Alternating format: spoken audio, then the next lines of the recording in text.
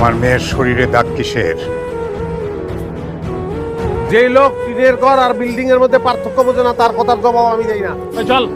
এই আমার একমাত্র সন্তান, আমার কাছে আমার ও রাজকন্যা।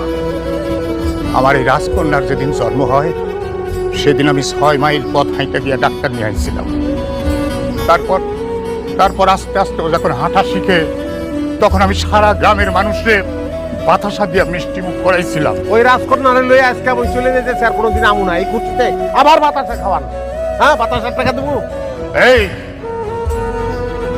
তুই তুই আমার মেয়ের গায়ে হাত তুলস।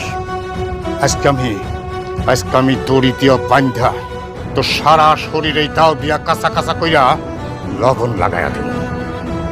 এই কি উঠাছে কেডা? আজ করছে চেয়ারম্যানের পোলা আমি। আমার গায়ে ফুলের টোক্কা